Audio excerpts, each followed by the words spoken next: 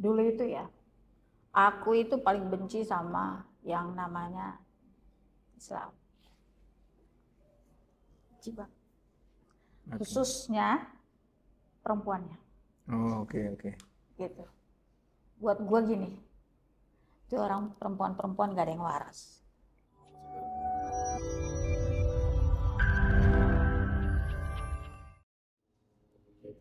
Assalamualaikum warahmatullahi wabarakatuh.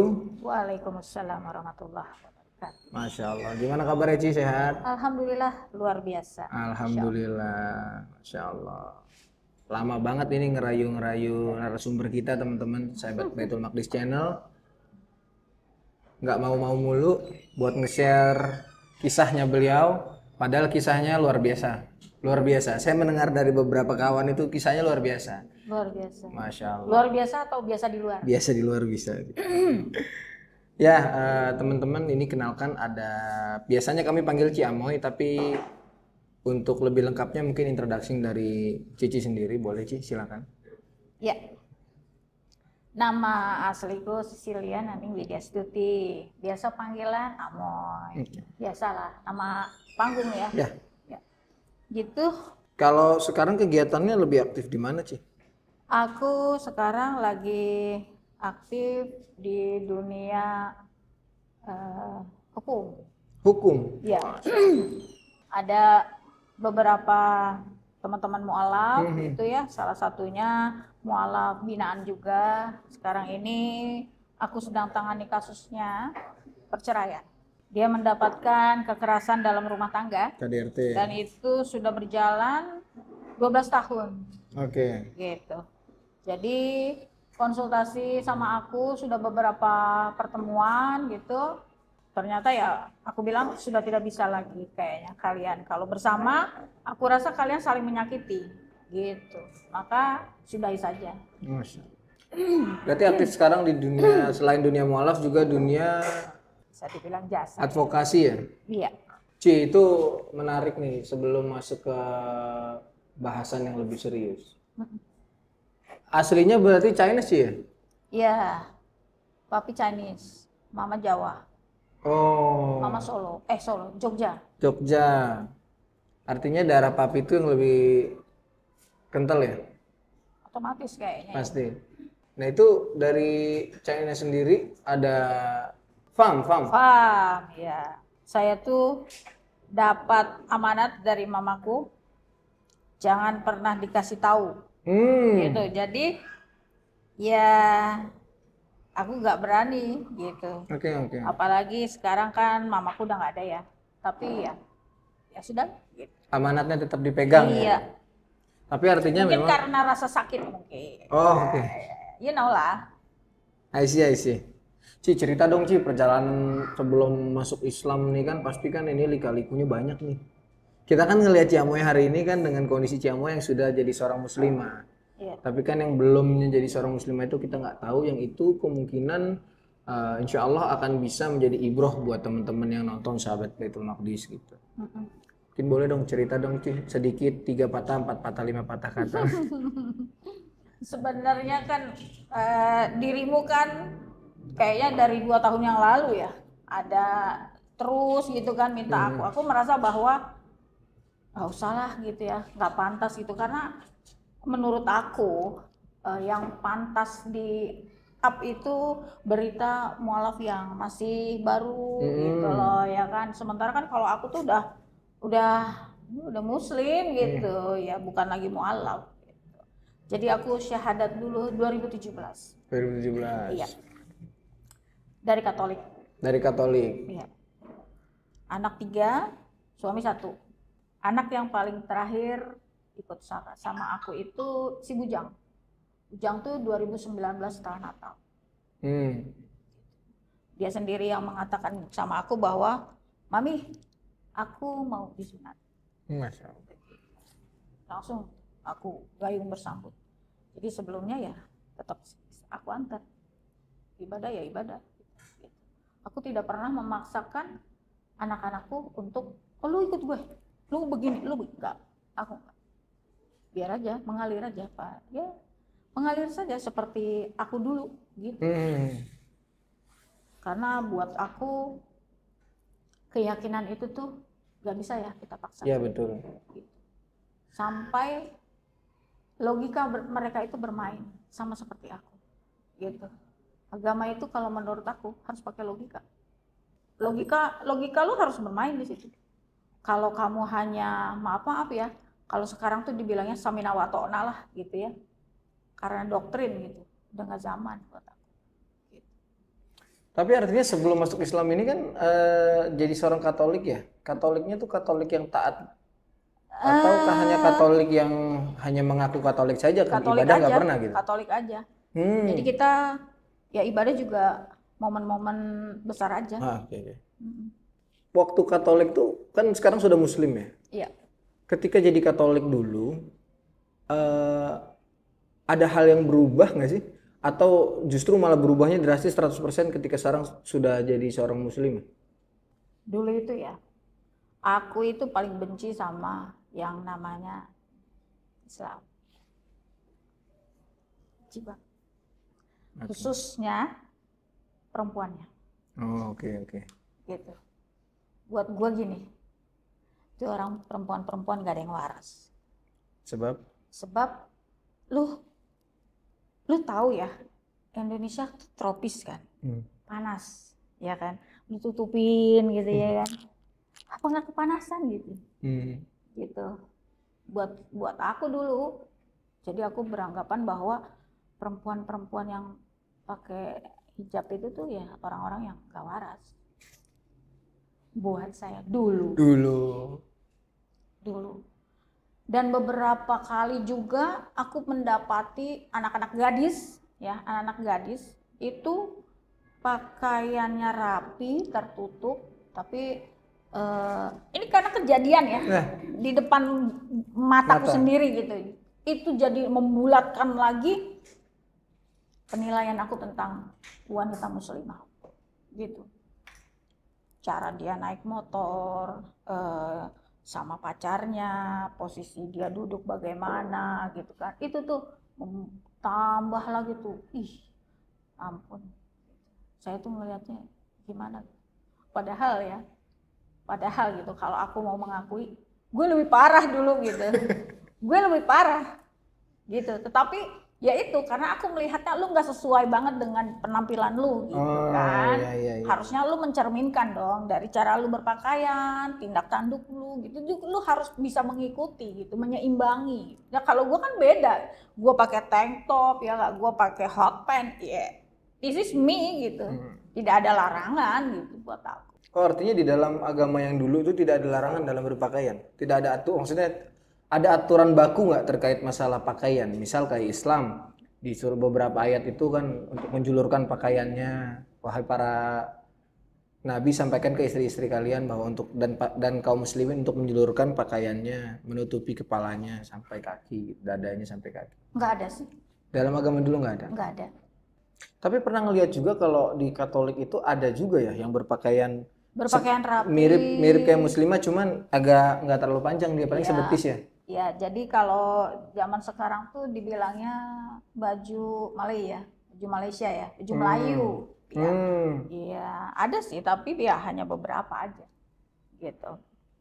Tapi artinya kan ada di dalam konteks tersebut, dalam dalil ada ya, untuk memerintahkan menutup kepalanya dengan kerudung atau dibotakin. Sebenarnya gini ya, ini aku sekarang ini di posisi aku sekarang yang sudah alhamdulillah gitu, di posisi aku yang sekarang ini. Sebenarnya Bunda Maria itu, aku lihat di patungnya ya, 3 loh. Dia pakai segini dalamnya. Iya. Kalau sekarang aku baru tahu namanya ciput. Iya kan? Kemudian ada lagi menutupi dadanya. Dan di akhirnya ada jubah menjuntai. Iya. Dan itu terpampang di dalam gereja. Iya. Iya sih. Iya. Asik nih. Iya, kenapa nggak menjadikan beliau sebagai panutan ya? Yes. Terutama dalam masalah itu busananya. Iya. Sempat ada kepikiran begitu, Ci? Belum. Dulu belum. Jadi ya aku pikir bahwa memang kalau di Katolik itu kan yang kita sangat muliakan adalah Bunda Maria kan, Ya. gitu. Beda dengan Kristen. Jadi karena kenapa kita sampai ada doa rosario gitu ya. Nah, itu untuk persembahan kita kepada Bunda Maria gitu. Kita sangat mengagungkan sosok Bunda Maria karena beliaulah yang melahirkan seorang Tuhan. anak ya kan yang bernama Yesus gitu. Yesus Kristus, Isa Al-Masih. Makanya akhirnya dijadikan sebagai sosok yang agung ya. Betul. Kita sangat mengagungkan sosok bundanya. Karena beliaulah yang melahirkan anak yang menjadi Roh Kudus. Nah, menarik nih. Artinya di Katolik dulu kan padahal enggak yang taat-taat amat gitu ya. Enggak. Maksudnya ke gereja pun kalau hari besar aja tadi kan, Yes. Yes. sesuai perkataan. Tapi kenapa bisa membenci Islam hanya karena mereka menutupi, para muslimahnya terutama Iya. ketika mereka menutupi pakaiannya?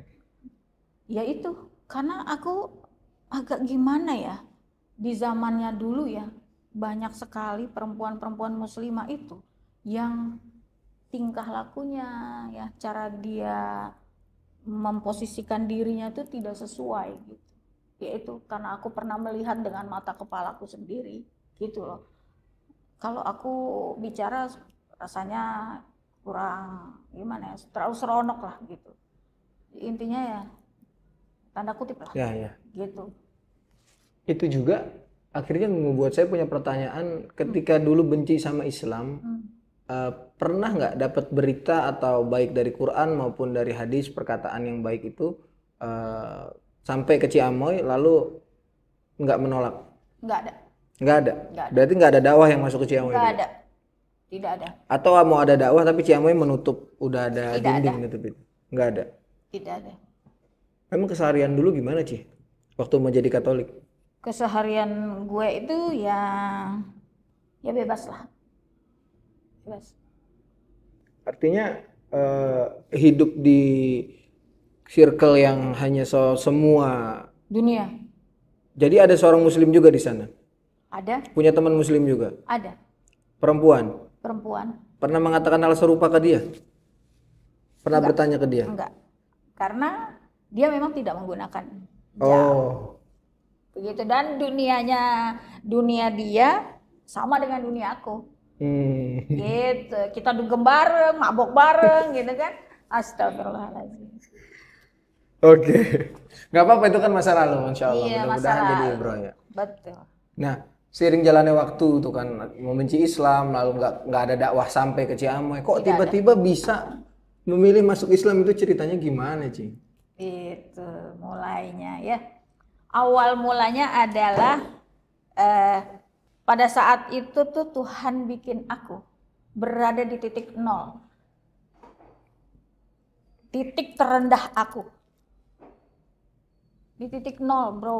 Oke. Lu bayangkan dari gue zamannya itu di atas banget ya kan. Usaha maju itu uang mengalir dengan sangat deras ya kan. Tapi Tuhan kasih gue titik nol, bahkan minus. Bayangkan. 0 minus. 0 minus lagi, udah 0 minus lagi. Udah nggak punya apa-apa, aset nggak punya, masih punya hutang. Benar. Gaji karyawan gue nggak bisa bayar, ya kan. Tagihan listrik aku nggak bisa bayar. Habis. Nol. Sama. Itu tapi posisi masih non muslim kan? Masih non, yes. Oke. Iya. Anakku yang paling kecil itu masih nyusu. Oke. Sebaik ya. Sampai aku nggak bisa tuh beli susu buat anak. Bayangkan. Gitu. Terus ya itulah perjalanan aku sampai aku dipertemukan dengan seseorang. Ya, dari beliaulah aku mendapatkan banyak bantuan dari materi ya pastinya. Karena aku memang butuh materi pada saat itu. Karena kondisi lagi sulit sekali, minus. Iya, betul sekali. Aku butuh materi. Dan aku itu tipikal orang yang gengsi untuk meminta. Jadi kalau menghubungi mamaku dulu ya fine-fine aja. Dia sampai tidak tahu gitu. Oh, sama sekali nggak tahu keluarga. Menarik. Aku dulu di Tanjung Pinang. Sampai akhirnya aku dipertemukan dengan seorang sosok laki-laki yang pada saat itu aku belum tahu siapa dia kan. Intinya dia menemukan aku lah di jalanan gitu. Katanya kondisinya aku udah mungkin antara waras dan gak waras. Karena stres banget ya. Iya betul. Down banget itu karena lagi Betul. minus. Ya bayangkan lah. Anak 3. Anak 3, uang gak ada, aset gak punya, ya kan? ATM yang tadinya gendut gitu, kurus kering gitu ya. Astagfirullah. Sampai akhirnya aku dibawa ke, kalau di Tanjung Pinang tuh kayak macam rumah sehat. Kalau di sini tuh kayak rumah ruqyah, bekam, gitu nah, gitu-gitu. Nah, itu dia bawa ke situ. Terus aku seperti ya di air doa kali ya. Suruh minum, aku minum. Setelah itu baru aku sadar, aku ada di mana. Dia tanya namaku siapa, aku bisa jawab. Rumahku di mana, aku bisa jawab. Gitu. Jadi aku tuh dibawa. Sama anak-anak itu? Enggak. Sendiri? Aku sendiri. Jadi tuh hari itu aku berusaha jalan kaki agar uang yang aku punya itu 15.000 rupiah tuh hasil gue turunin tuh semua tuh ya. Yang namanya pajangan-pajangan tuh ada sisa-sisa paku tuh dapatlah segini. Ya tukang kerompong yang biasa langganan lewat tuh. Jadi dulu tuh aku kalau ganti apa tuh selalu aku kasihkan sama dia. Itu aku dikasih uang tuh sama si Katro ya, aku panggilnya namanya Katro. Aku gak tahu namanya siapa, Masya Allah. Semoga Allah lindungi beliau lah. Amin, amin. Jadi aku tuh dikasih uang 15.000. Nah, agar uang 15.000 ini tuh tidak berkurang. Kalau gua naik angkot pasti berkurang kan. Jadi aku jalan kaki sampai di minimarket. Di situ lo gue rasa nyawa gue itu udah kecabut setengah lah. Harga susu 17.500. Itu tahun berapa, Ci? 2017. 2017. Putus asa, rasa frustasi, rasa penyesalan, wah semua rasa tuh di hari itulah. Gitu. Jadi keluar dari minimarket udah ngeblank tuh, aku gak ingat lagi. Nah, tahu-tahu aku ingat-ingat itu aku sudah di dalam rumah sehat itu. Pulang, aku diantar sama karyawannya beliau itu dikasih susu yang paling besar, dusnya itu ada 3 atau berapa ya, lupa aku. Dan macam-macamnya. Gitu. Ada 2 kantong besar. Masya Allah. Insya Allah. Ya dari beliaulah aku baru tahu tentang Islam. Sebenarnya sih belum tahu juga. Gitu. Dan ternyata rumahnya beliau itu hanya 3 blok dari rumahku. Gitu. Tetangga artinya. Tetangga, karena memang aku tidak pernah bergaul ya kan, dan memang kalau di perumahan itu kan lo gue. Jadi kita tidak saling kenal. Begitu keesokannya beberapa hari kemudian aku main. Niatnya sih hanya mau say thank you lah. Gitu ya sama bapak itu. Nah, mungkin Allah pertunjukan kali sama aku bahwa ya ini sih GR-nya gue aja ya, GR-nya rasa GR gue gitu. Jadi mungkin disitulah titik Allah mulai memperhatikan aku. Iya, karena pada saat aku datang ke rumah beliau itu beliau sedang melantunkan ayat Quran. Iya, sekarang kan ngaji lah gitu ya. Nah, itu aku duduk di teras, ada kursi kan, aku duduk. Itu rasanya gimana ya, kayak ada yang ketonjok gitu di hati tuh, kayak ketonjok gitu. Damai. Dan itu hari itu, sore itu, momen yang belum pernah aku rasakan. Damai banget tuh, berarti di momen itu tuh sama sekali nggak pernah sebelumnya ngerasain ya? Belum pernah. Tapi saat itu belum langsung mutusin buat masuk Islam kan? Gak tahu. Tapi begitu lalu ketemu kan, ya saya thank you, makasih ya Pak, Ibu, terima kasih, udah aku pulang. Dan itu lo tahu mulai terpikir terus tuh sama aku. Gue nggak tahu, gue nggak paham. What's wrong with me gitu kan? Yes. Kok ada apa nih sama gue gitu? Kayak orang kalau lagi sakau ya kan? Lu rasanya kan kepingin dapat lagi Sugih. gitu. Nah itu, gue nggak tahu apa gitu. Gue belum tahu itu apa. Pokoknya kapan ya aku bisa ke situ lagi? Gitu. Kapan waktu lagi aku main lagi ke rumah beliau dan di jam yang sama pula aku datang tuh di jam yang sama. Dan kemudian qadarullohnya memang Allah tuh memang maha baik, Allah maha baik, Rasulullah maha baik. Aku mendapatkan lagi momen itu. Lagi baca Beliau berdua Quran sedang juga. membaca Al-Quran. Dan ternyata si bapak ini tuh sedang kayak kalau kita tuh setoran lah, istri itu setoran bacaan, gitu loh bro. Masya Allah. Bayangkan bro, itu gue duduk, Takjub dong lihatnya. bukan main. Itulah kedamaian yang menurut gue inilah kedamaian yang hakiki ya, karena gue belum pernah mendapatkan itu sebelumnya. Kalau gue lagi stres ya kan, gue dugem, ya kan rame tuh. Even pulang gue stres lagi. Iya kan? Nggak ngobatin, cuma nungguin virusnya tidur dulu tuh. Kayak gitu. Di hari kedua itu aku beranikan diri tanya, Pak, tadi itu Bapak sama Ibu sedang melakukan apa? Nggak tahu kalau itu ayat Quran. Nggak tahu. Gue taunya pokoknya azan aja tuh. Suara azan yang mengganggu banget ya kan. Lo bayangkan lo, gue lagi tidur. Ya lo bayangin ya kan, di zamannya dulu kita pulang jam-jam 3, jam 4 baru malam. Tuh azan bunyi. Subuh ya, azan subuh ya. Iya. Gitu kan. Erosi banget tuh, erosi jiwa ya kan. Semoga Allah. Amin. Akhirnya Pak Ustadz itu ngomong apa? Oh itu, tadi itu Ibu lagi setoran Bu bacaan. Oke. Baca apa Pak? Ini Al-Quran gitu. Oh iya saya tahu itu Pak, itu Al-Quran. Aku tahu itu Al-Quran. Indah banget ya Pak. Mungkin karena Ibu sudah, aku bilang sudah pinter ya gitu bacanya, sehingga lantunannya tuh kayaknya mendayu-dayu gitu, aku gitu kan. Syahdu ya? Mendayu-dayu gitu. Terus memang Bu Amoy merasakan apa gitu. Saya nggak tahu ya Pak, kok kayak tenang gitu loh. Kayak lu berasa nggak sih lu lagi di atas gunung, di puncaknya gunung, kemudian lu lihat tuh di sekeliling Keindahan, hijau semua, Masya Allah. Ya kan, kayak gitu tuh gue rasanya. Sampai akhirnya beberapa hari kemudian aku dalam kondisi dibilang tidur, mungkin tidur, dibilang tidak, belum tidur, mungkin juga belum tidur. Di situ bro,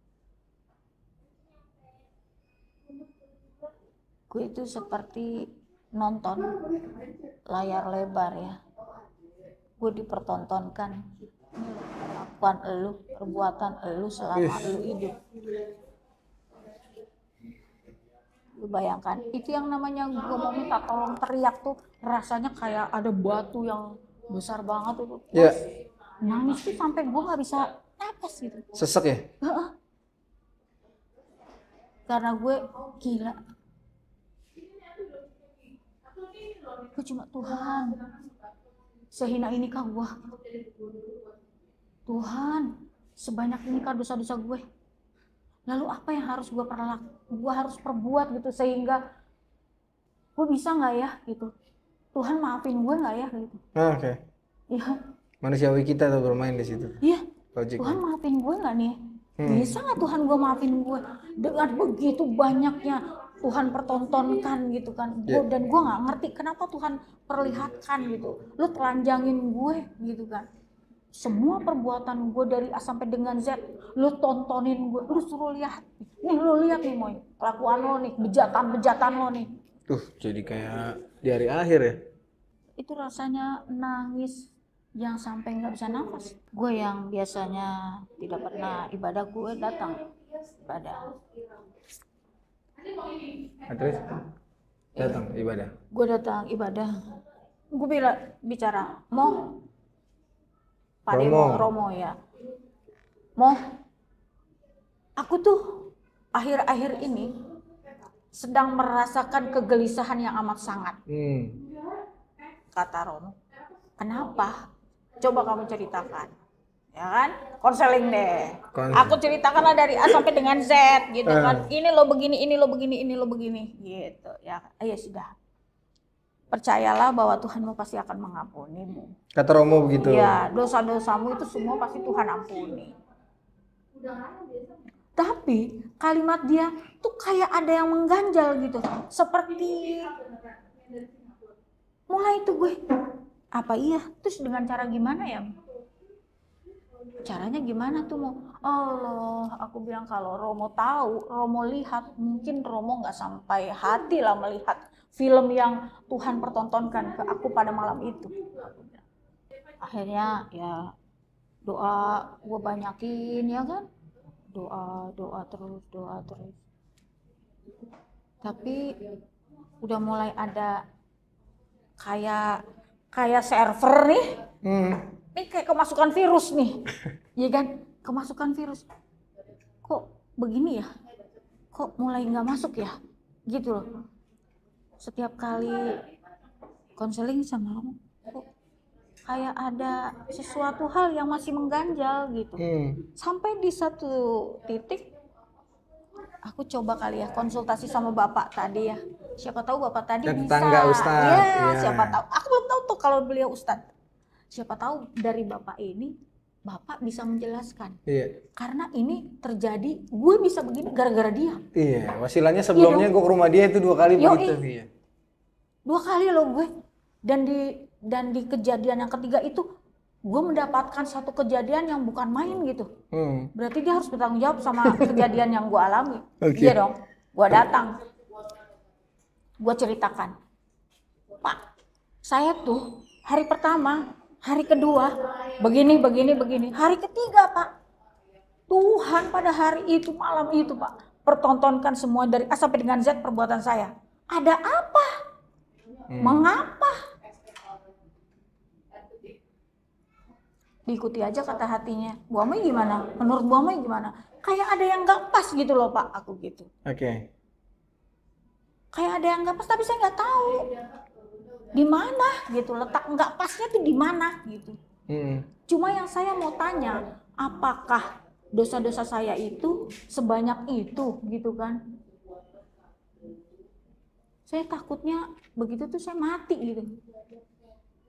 Anak-anak saya tahu perbuatan mamanya yang seperti itu, maminya kelakuannya seperti itu semua gitu kan. Apakah anak-anak saya masih mau mengakui bahwa saya ini maminya? Ustadz itu ngomong apa? Dinikmati aja Bu Amai. Asik deh. Enjoy banget tuh dia ngomong. Dinikmati aja Bu Amai. Maksudnya? Baru akhirnya dia berikan pemahaman. Sepertinya kalau saya tidak salah, Tuhannya Bu Amai itu sedang menunjukkan bahwa apa yang ibu selama ini lakukan itu salah. Terus apakah saya harus mengakui pengakuan dosa kah? Aku bilang gitu. Ya harus diakui. Bu Amai merasa nggak bahwa itu semua perbuatan dosa? Ya dosa sih. Dalam agama Bu Amai apa boleh begitu? Sebenarnya nggak boleh gitu.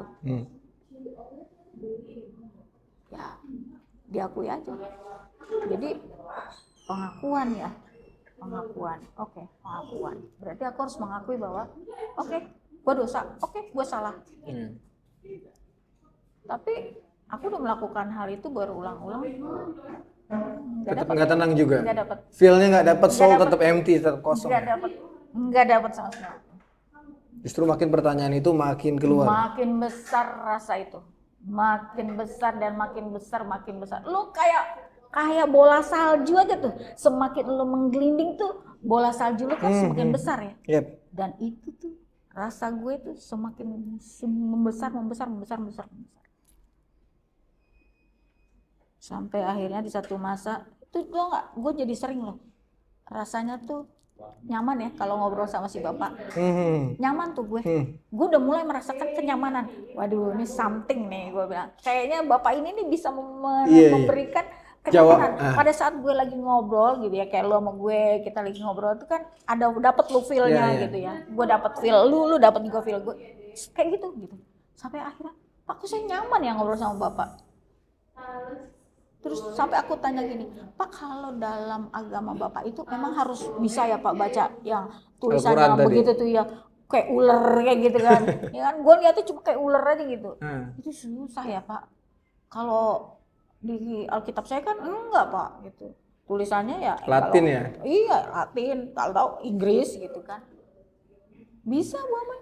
Oh, anak saya usianya 4 tahun udah bisa baca. Hah? Amazing, aku bilang. Dan di hari itu tuh ketagihan, aku pengen main lagi. Dan si bapak itu juga tidak pernah menyebut jati dirinya. Dia tidak pernah membuka jati diri. Nggak pernah? Baru setelah aku mendapatkan pemahaman tentang Islam, baru di situ aku tahu bahwa dia adalah seorang ustadz. Masya Allah. Ibaratnya kayak Romo waktu di Katolik dulu kan? Yoi. Ya kan, pemuka agama gitu. Dan akhirnya dari situ tuh mulai tertarik sama Islam. Belum juga sih. Aku tuh masih gini, susah ya. Kalau gue kan dulu gini ya, gue ibadah suka-suka gue gitu ya. Kalau gue mau ibadah ya gue ibadah gitu ya. Seharusnya sih dalam 1 minggu sekali lah paling tidak gue ibadah gitu. Ini gue enggak gitu. Tapi kalau gue lihat tuh si bapak itu katanya sehari tuh 5 kali harus menghadap gitu kan. Kemudian kalau mau ibadah nggak boleh Bu Amoy pakai sepatu gitu kan. Pakaiannya juga harus rapi, harus bersih, harus wangi. Ribet kata gue agama loh. Nggak sih? Ribet kata gue. Gitu. Tetapi itu justru amazing ya. Wow gitu. Sampai di satu masa aku bilang, Pak, apa sih syaratnya untuk bisa menjadi seperti Bapak sama Ibu? Terus kata beliau, tidak ada syarat apa-apa. Syaratnya cuma satu. Ibu mengakui enggak bahwa Tuhan Ibu itu hanya satu? Sebenarnya sih iya juga sih, aku bilang gitu. Saya agak bingung sih Pak. Tuhan Bapa, Tuhan Allah, Roh Kudus. Tuhan Roh Kudus. Berarti kan 3 ya Pak. Yep. Tapi kata Pak Demo, Tuhan kita ya satu, sama. Oh, dalam Katolik pun mereka masih pakai Trinitas ya? Iya, sama. Tuhan kita ya satu. Oke. Kalau di Bapak, Tuhan Bapak kan satu. Iya, saya juga sama Pak. Gitu, satu. Kan? Satu juga. Gitu. Tetap batu ya? Tetap, iya kan? Bapak Allah, ya kan? Anak Roh Kudus satu gitu. Terus beliau tuh memberikan aku pemahaman tentang Islam itu agak lupa ya. Intinya bahwa tidak ada di dalam agama Islam itu yang rumit. Kadangkala yang membuat rumit itu orangnya itu sendiri. Iya. Agama Islam itu agama yang sangat simpel. Dari kita bangun tidur, Ibu Amoy, mau berkaca, mau pakai baju, mau keluar rumah, masuk kamar mandi, mau tidur, keluar kamar mandi, semuanya diatur Bu Amoy. Dengan begitu manis. Jadi katanya Tuhannya agama Islam ini itu tahu kapasitas dan kemampuan umatnya. Gue bilang, wow, keren nih. Ya nggak, lu bayangkan, Tuhan lo bisa tahu kapasitas lu sebagai umatnya, gitu. Kalau lu mau beriman sama gue, ini loh caranya gue udah punya nih. Ya kan, SOP yang berlaku nih, SNK nih. Cuma kan kecil tuh, kalau ini nggak. Di Islam itu SNK-nya gede banget tuh. Lu bisa jalan, lu nggak bisa, tidak ada paksaan dalam beragama, kata Pak Ustadz. Terus aku tanya, Pak Ustadz, kalau saya seandainya saya mau masuk Islam, saya sama kayak Bapak, kira-kira berapa lama tuh Pak prosesnya? Proses maksudnya sampai kayak beliau gitu. Iya, iya kan? Ya. Karena kan kalau kamu mau belajar tentang mau pindah agama, lu harus belajar dulu kan, ya nggak? Paling tidak sebulan, 2 bulan, 3 bulan gitu. Baru setelah lu yakin seyakin-yakinnya lu Memutuskan baru. syahadat. Iya. Tapi kata Pak Ustadz, Bu Amoy, semoga saya tidak salah. Semoga saya tidak salah. Sepertinya Bu Amoy itu salah satu umat yang memang dipilih sama Tuhannya saya, gitu. Tinggal Bu Amoy mau ambil atau tidak. Aku bilang kalau saya ambil gimana, kalau saya nggak ambil gimana? Oke. Ya, lo tahu deh gue orangnya nyelan. Sampai logika gue bisa berkata, oh, amazing ya. Akhirnya aku bilang, Pak Ustadz, saya mau masuk Islam. Masya Allah. Lalu dibimbing sama Pak Ustadz. Itu di tahun berapa sih? 2017. 2017. 2017 bulan antara Februari atau April. Lupa. Berarti jedanya nggak terlalu jauh sama ketika ketemu Pak Ustadz di jalan itu ya? Ada mungkin sekian bulan ya. Sekian bulan ya, artinya nggak sampai tahunan Tapi di ya? masa-masa sekian bulan tuh masa-masa transisi gue tuh. Ah, Transisi gue tuh. Ya kan? Wah, pokoknya antara logika, hati, pikiran itu kan. Oh, main tuh. Main terus tuh gue. Turun naik. Sampai akhirnya dari Pak Ustadz itu aku banyak mendapatkan pemahaman tentang Islam. Islam itu seperti ini, Islam itu begini. Terus, nah yang aku dulu tuh aku pikirin jelek gitu kan. Aku tanya sama dia. kalau terkait masalah jilbab tadi, Iya. Pak Ustadz, tahu nggak Bapak? Saya itu dulu tuh ya paling benci loh. Satu, kalau saya lagi jalan naik mobil Pak, ada aja tuh Pak gentong di tengah-tengah jalan, gangguin gitu kan. Oh itu jadi macetnya bukan main. buat sumbangan ya? Begitu gua sampai di depan itu, tuh gentong tulisannya apa? Oke. Mohon bantuan, mohon untuk pembangunan masjid, pembangunan musola. Ya. Semiskin itu orang Islam. Terus apa kata Pak Ustadz? Katanya, itu sih hanya oknum aja Bu. Dan kalaupun itu terjadi, bagaimana Ibu menilai? Bisa jadi panitia pelaksana pembangunan masjid itu, dia tuh sebenarnya mau mengajak orang yang berjalan itu, di jalan itu, yuk sedekah. Beliau itu mengajak kebaikan sebenarnya itu. Cuma karena Ibu belum paham tentang pemahaman agama itu, maka Ibu menganggap itu adalah gangguan. Gitu. Ya juga ya. Oke. Akhirnya itu masuk logika, semua kan berdasar logika akhirnya. Akhirnya after masuk sudah nih masuk Islam lalu mulai menjalaninya. Itu ada hal yang paling berat nggak sih ketika masuk Islam itu? Hal yang paling pahit, yang paling berat di dalam hidup Ciamo itu apa tuh? Pas masuk Islam. Kalau pada saat aku masuk Islam aku nggak ada yang berat. Setelah masuk Islam, setelah sudah jadi muslimah. Hal apa yang berat? Jadi gini, setelah aku masuk Islam, ya kan, aku tuh kata Pak Ustadz, Bu Amoy harus hijrah. Bu Amoy tidak bisa tinggal di sini. Karena circle gue kan masih teman-teman lama kan. Iya. Circle gelap ya? Iya, maksudnya Pak Ustadz mungkin itu. Hijrah tuh apa Pak Ustadz? Pindah jauh Bu Amoy. Pindah kemana saya? Saya kan nggak punya tempat tinggal di mana gitu kan. Dia bilang, Bu Amoy coba pindah ke Tanah Jawa. Ke Tanah Jawa. Dari Tanjung Pinang ke Tanah Jawa Ke berarti? Tanah Jawa. Iya, ke Tanah Jawa. Saya kemana ya Pak Ustadz? Nanti Bu Amoy akan tahu sendiri. Gue telepon dong nyokap gue. Gue pindah nih. Mau pindah. Kenapa lu? Gitu. Baru. Dan tapi aku belum bilang bahwa kayak gue udah bosan di sini. Gue udah bosan nih. Lu tahu nyokap gue bilang apa? Apa Lu kan punya rumah. Di mana? Duit yang lu selama ini kasih ke gua, ya kan? Itu ternyata sama mak gua dibeliin loh. Masya Allah. Di tanah Jawa? Di tanah Jawa. Gila nggak lu, gue bilang. Gue bilang ini cenayang. Iya kan? Gue menganggapnya, wah ini Ustadz cenayang. Wah, keren nih Ustadz.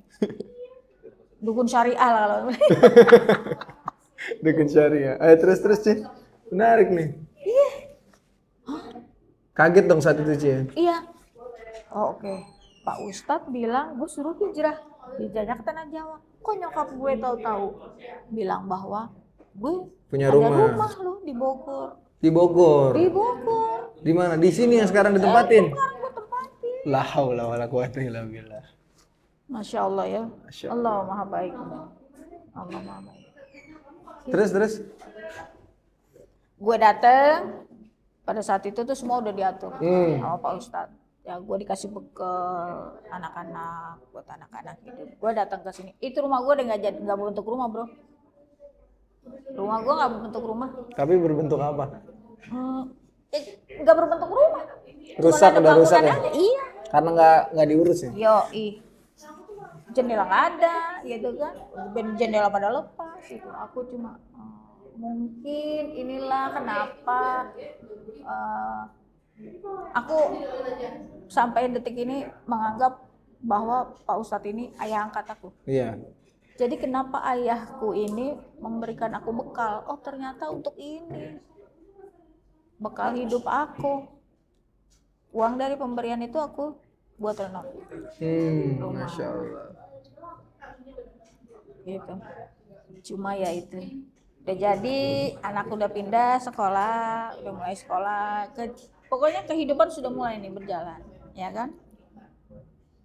Sampai akhirnya di satu titik gue nggak sanggup dengan ujian ekonomi. Lagi-lagi ujiannya ekonomi. Ujiannya di ekonomi.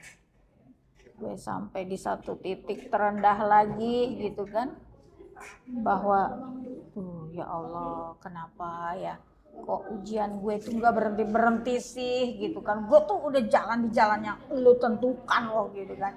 Gue tuh udah on the track menurut gue pada saat itu ya, versi gue gitu kan.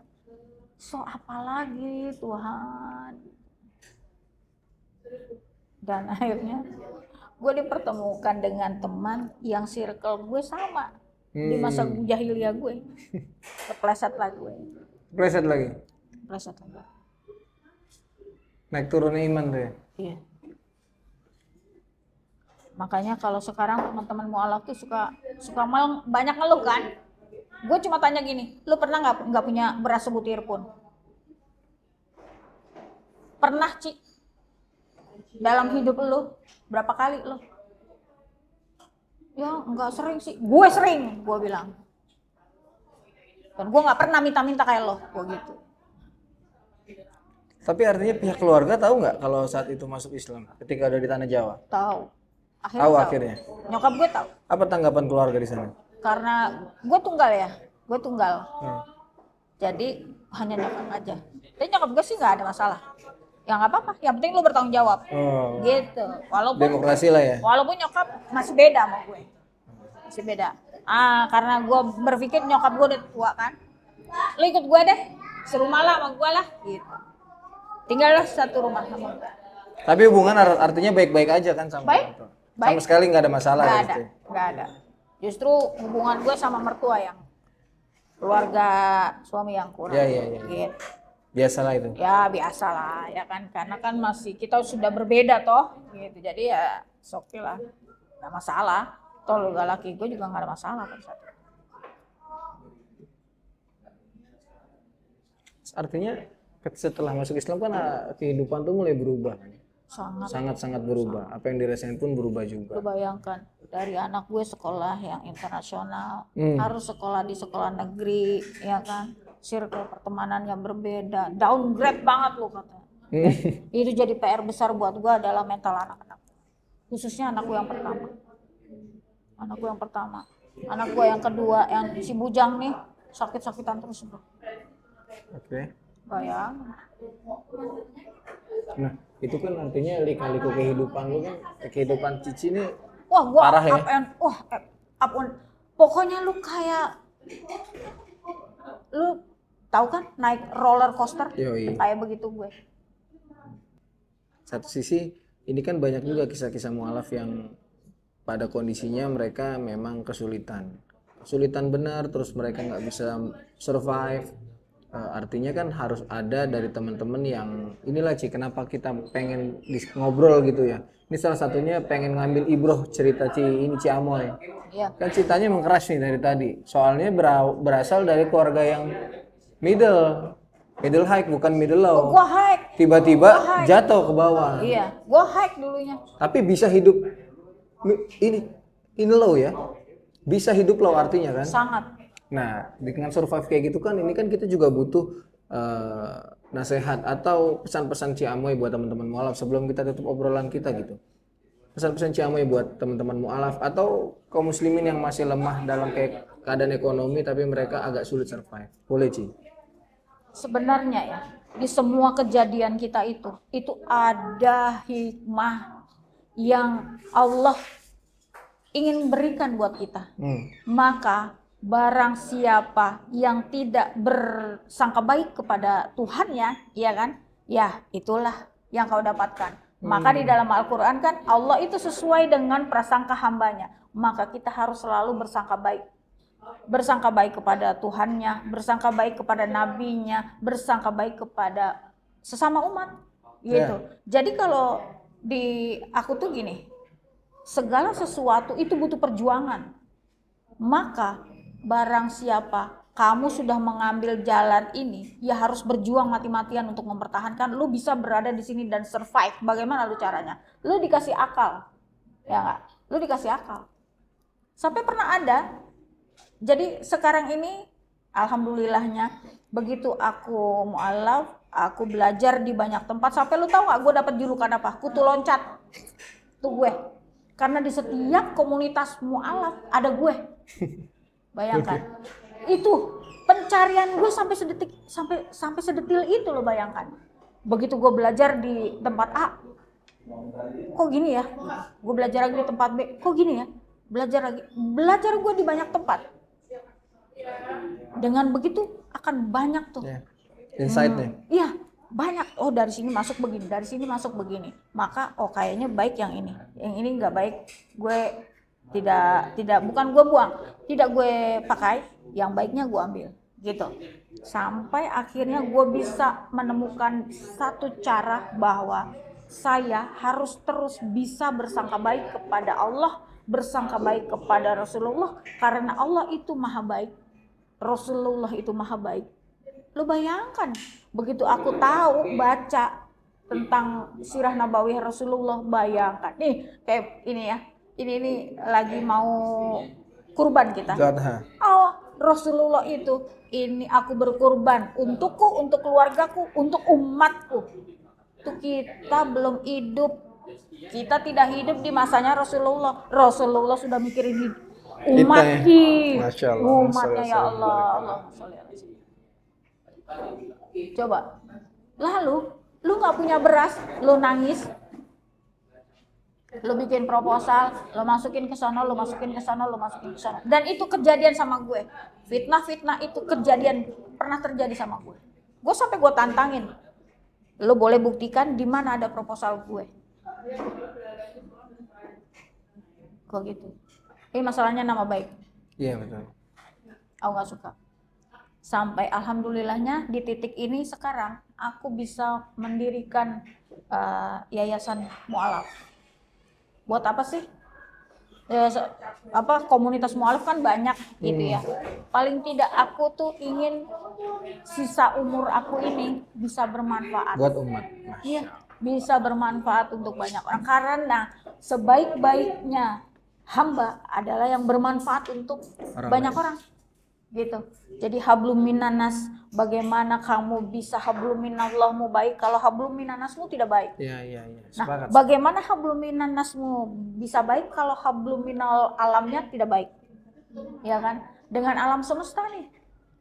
Iya enggak? Lo buang sampah gitu kan? Itu dengan alam. Alam semesta ini Allah berikan tuh buat kita, maka jangan kita rusak. Hubungan baik antar sesama jangan pernah dirusak. Maka kalau kedua unsur ini kamu sudah bisa terapkan dalam diri kamu, maka hablum minallah, gue yakin baik. Masya Allah. Terima kasih banyak Ciamoy buat nasihatnya. Semoga teman-teman bisa mengambil ibrohnya daripada kisah Ciamoy. Jangan pernah berputus asa dari rahmat Allah. Betul. Jangan pernah sekali-kali berprasangka buruk sama Allah. Betul. Berprasangka baik sama Allah, maka kalian akan diberikan yang baik dari Allah. Baik, karena Allah sesuai prasangka kita. Masya Allah. Maka bersangka baiklah terus. Dalam segala suasana, dalam segala kejadian, dalam segala yang katamu musibah. Enggak. Allah tidak pernah memberikan takdir buruk kepada umatnya. Karena Allah itu Ar-Rahman Ar-Rahim. Masya Allah. Artinya selalu ada hikmah di sana. Pasti. Baik Ciamoy, terima kasih banyak. Jazakumullah khairan. Barakallahu fikum. Mudah-mudahan kita ketemu lagi di lain kesempatan. Amin. Assalamualaikum warahmatullahi wabarakatuh. Waalaikumsalam warahmatullahi wabarakatuh. Oke.